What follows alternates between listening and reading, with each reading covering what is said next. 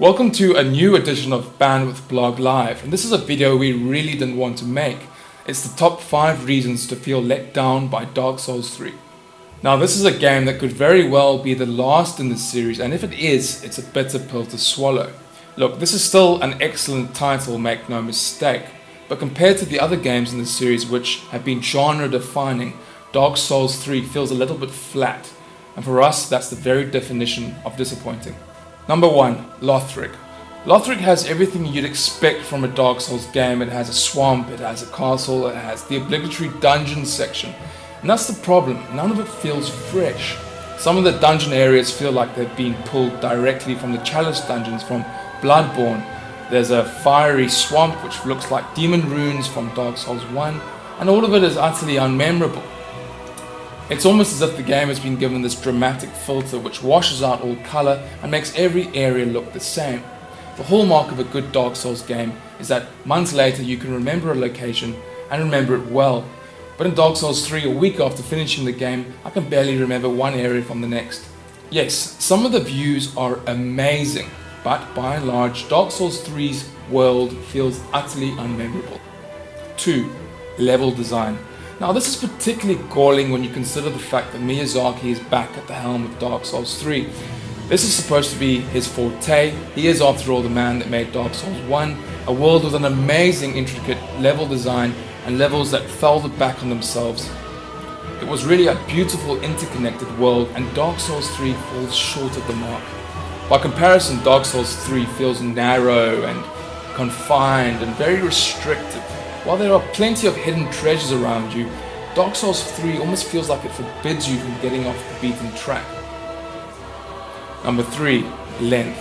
Now these are games that are supposed to feel like epics in almost the same way that Witcher 3 does. They're supposed to be long and drawn out, and a game that you play for weeks, not days. Unfortunately, Dark Souls 3 doesn't get that right. It's a 30-hour game that should be a 60-hour experience. There's none of the bloat, but none of the fun either, that really defines these games. Yes, they've taken away a lot of the padding that would make older Dark Souls games longer, but at the same time they've taken away that sensation that you've really beaten a game that's long and arduous and very, very difficult to overcome. This feels like a tribute act rather than a full-blown sequel. Yes, 30 hours for a Far Cry game is great, but for a Dark Souls sequel, it's just not good enough. 4. New Game Plus is pants. Now this is particularly galling when you consider that Dark Souls 2 got it perfectly right. It gave you new enemies, new items, and new challenges. Dark Souls 3, on the other hand, doesn't do any of that. Yes, there are a couple of new rings to find and more souls, but that's it. It's really just not good enough.